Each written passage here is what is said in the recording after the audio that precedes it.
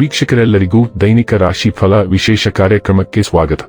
ಇವತ್ತಿನ ಈ ವಿಡಿಯೋದಲ್ಲಿ ನಾವು ವರ್ಷ 2026 ರ ಜನವರಿ ತಿಂಗಳಿನ 3ನೇ ತಾರೀಕಿನ ದಿನ ಮಕರ ರಾಶಿಯ ಫಲಗಳನ್ನು ತಿಳಿದುಕೊಳ್ಳಲಿದ್ದು, ಈ ದಿನ ಮಕರ ರಾಶಿಯ ಜಾತಕದವರ ಪಾಲಿಗೆ ಹೇಗೆ ಸಾಬೀತಾಗಲಿವೆ, ಈ ದಿನ ಗ್ರಹ ನಕ್ಷತ್ರಗಳ ಸ್ಥಿತಿಗತಿಗಳೇನು ಮತ್ತು ಇಲ್ಲಿ ಉಂಟಾಗಲಿರುವ ಯೋಗಗಳ್ಯಾವುವು, ಈ ಯೋಗಗಳ ಪ್ರಭಾವ ನಿಮ್ಮ ಮೇಲೆ ಹೇಗೆ ಕಾಣಿಸಿಕೊಳ್ಳಲಿದೆ, ಜೊತೆಗೆ ಈ ದಿನಗಳಂದು ನೀವು ಹೊಂದಿರಬೇಕಾದ ಎಚ್ಚರಿಕೆ ಏನು ಅನ್ನೋದೆಲ್ಲವನ್ನ ವಿಸ್ತಾರ ರೂಪದಲ್ಲಿ ಇಲ್ಲಿ ತಿಳಿದುಕೊಳ್ಳೋಣ. ಮಾಹಿತಿ ತಿಳಿದುಕೊಳ್ಳುವುದಕ್ಕೂ ಮುನ್ನ ನಮ್ಮ ವಿನಂತಿ ಎಂದರೆ, ನೀವಿನ್ನೂ ನಮ್ಮ ಚಾನೆಲ್ ಸಬ್ಸ್ಕ್ರೈಬ್ ಮಾಡಿಲ್ಲವೆಂದರೆ ದಯವಿಟ್ಟು ಈಗಲೇ ನಮ್ಮ ಚಾನೆಲ್ ಅನ್ನು ಸಬ್ಸ್ಕ್ರೈಬ್ ಮಾಡಿ.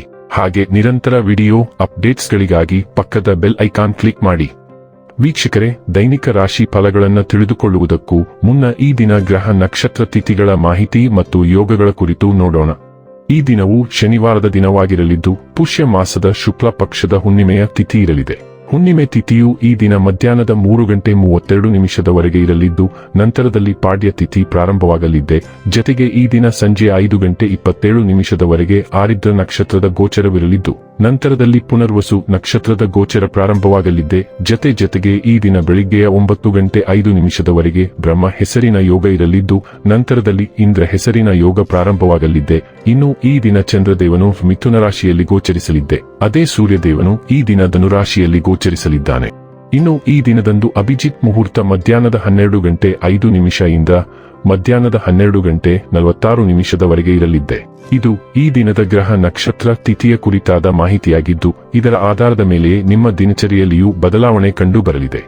ಇನ್ನು ಈಗ ಈ ದಿನದ ಮಕರ ರಾಶಿಯ ಫಲಗಳ ಕುರಿತು ನೋಡುವುದಾದರೆ, ನಿಮ್ಮನ್ನು ಫಿಟ್ ಆಗಿ ಮತ್ತು ಚೆನ್ನಾಗಿರಿಸಿಕೊಳ್ಳಲು ಹೆಚ್ಚಿನ ಕ್ಯಾಲೋರಿಯ ಆಹಾರವನ್ನು ತಪ್ಪಿಸಿ. ಇಂದು ನಿಮ್ಮ ತಂದೆ ತಾಯಿಯರಲ್ಲಿ ಯಾರಾದರೂ ಒಬ್ಬರು ಹಣವನ್ನು ಸಂಗ್ರಹಿಸುವ ಬಗ್ಗೆ ಉಪನ್ಯಾಸಗಳನ್ನು ನೀಡಬಹುದು. ನೀವು ಅವರ ಮಾತುಗಳನ್ನು ಬಹಳ ಗಮನವಾಗಿ ಕೇಳಬೇಕಾದ ಅಗತ್ಯವಿದೆ. ಇಲ್ಲದಿದ್ದರೆ ಮುಂಬರುವ ಸಮಯದಲ್ಲಿ ನೀವೇ ತೊಂದರೆಗೊಳಗಾಗಬಹುದು. ನಿಮ್ಮ ಮಕ್ಕಳ ಸಮಸ್ಯೆಗಳನ್ನು ನಿಭಾಯಿಸಲು ಸ್ವಲ್ಪ ಸಮಯ ತೆಗೆದುಕೊಳ್ಳಿ. ಪ್ರೀತಿಪಾತ್ರರು ಇಂದು ನಿಮ್ಮಿಂದ ಏನು ಬೇಕಾದರೂ ಬೇಡಿಕೊಳ್ಳಬಹುದು, ಆದರೆ ನೀವು ಅದನ್ನು ಪೂರೈಸಲು ಸಾಧ್ಯವಾಗುವುದಿಲ್ಲ. ಇದರಿಂದಾಗಿ ನಿಮ್ಮ ಪ್ರೀತಿಪಾತ್ರರು ನಿಮ್ಮ ಮೇಲೆ ಕೋಪಗೊಳ್ಳಬಹುದು. ಕುಟುಂಬದ ಅಗತ್ಯಗಳನ್ನು ಪೂರೈಸುವಾಗ ನೀವು ಅನೇಕ ಬಾರಿ ನಿಮಗಾಗಿ ಸಮಯವನ್ನು ನೀಡುವುದು ಮರೆತು ಹೋಗುತ್ತೀರಿ. ಆದರೆ ಇಂದು ನೀವು ಎಲ್ಲರಿಂದ ದೂರ ಹೋಗಿ ನೀವು ನಿಮಗಾಗಿ ಸಮಯವನ್ನು ತೆಗೆದುಕೊಳ್ಳುತ್ತೀರಿ. ಇಂದು ನೀವು ಪರಸ್ಪರ ಸುಂದರ ಭಾವನೆಗಳ ಜೊತೆ ನಿಕಟ ಸಂಪರ್ಕ ಹೊಂದಿರುತ್ತೀರಿ. ನೀವು ನಿಮ್ಮ ಕುಟುಂಬದೊಂದಿಗೆ ಸಾಮಾನ್ಯಕ್ಕಿಂತ ಸ್ವಲ್ಪ ಹೆಚ್ಚಾಗಿ ಸಮಯವನ್ನು ಕಳೆದಾಗ ಸ್ವಲ್ಪ ಗೊಂದಲಗಳು ಉಂಟಾಗಬಹುದು. ಆದರೆ ಇಂದು ಇದರಿಂದ ತಪ್ಪಿಸಲು ಪ್ರಯತ್ನಿಸಿ. ಇಂದು ನಿಮ್ಮ ಮೆದುಳು ತುಂಬಾ ಸಕ್ರಿಯವಾಗಿದೆ ಮತ್ತು ಸ್ಫೂರ್ತಿ ನಿಮ್ಮನ್ನು ಪದೇ ಪದೇ ಹೊಳೆಯುತ್ತಲೇ ಇರುತ್ತದೆ. ನೀವು ನಿರಂತರವಾಗಿ ಹೊಸ ಯೋಜನೆಗಳೊಂದಿಗೆ ಬರುತ್ತೀರಿ. ಅದನ್ನು ನೀವು ಬಹಳ ಸುಲಭವಾಗಿ ಯೋಜಿಸಬಹುದು ಮತ್ತು ಕಾರ್ಯಗತಗೊಳಿಸಬಹುದು. ಇಂದು ನಿಮ್ಮ ಏಕೈಕ ಸಮಸ್ಯೆ ಎಂದರೆ ನಿಮ್ಮ ಮನಸ್ಸನ್ನು ನಿರಂತರವಾಗಿ ತುಂಬುವ ಹೊಸ ಆಲೋಚನೆಗಳ ಪ್ರವಾಹದಿಂದ ನೀವು ಮುಳುಗಿರಬಹುದು. ನಿಮ್ಮ ಸುತ್ತಲಿನ ಇತರರನ್ನು ಉನ್ನತ ಮಟ್ಟದ ಚಟುವಟಿಕೆಗೆ ಪ್ರೇರೇಪಿಸುವ ಸಾಧ್ಯತೆಯಿದೆ. ಆರೋಗ್ಯ ಮತ್ತು ಸ್ವಾಸ್ಥ್ಯ ಬಗ್ಗೆ ತಿಳಿದುಕೊಳ್ಳೋಣ. ಕಳೆದ ಕೆಲವು ದಿನಗಳಿಂದ ನೀವು ಅನಾರೋಗ್ಯಕರ ಆಹಾರವನ್ನು ಸೇವಿಸುತ್ತಿದ್ದೀರಿ. ಆಗಾಗ್ಗೆ ಹೊರಗೆ ಭೋಜನ ಮಾಡಿರಬಹುದು. ಇದರ ಪರಿಣಾಮವಾಗಿ ಇಂದು ನಿಮ್ಮ ಜೀರ್ಣಾಂಗ ವ್ಯವಸ್ಥೆಯು ತೊಂದರೆಗೊಳಗಾಗಲಿದೆ. ಹೊಟ್ಟೆ ನೋವು ಮತ್ತು ಅಜೀರ್ಣ ಉಂಟಾಗಬಹುದು. ಬೇಗನೆ ಚೇತರಿಸಿಕೊಳ್ಳಲು ನೀವು ನಿಮ್ಮ ಆಹಾರವನ್ನು ನಿಯಂತ್ರಿಸಬೇಕು ಮತ್ತು ನೀರಿನ ಸೇವನೆಯನ್ನು ಹೆಚ್ಚಿಸಬೇಕು. ಹಲ್ಲಿನ ನೈರ್ಮಲ್ಯದ ಬಗ್ಗೆಯೂ ನೀವು ವಿಶೇಷ ಕಾಳಜಿ ವಹಿಸಬೇಕು.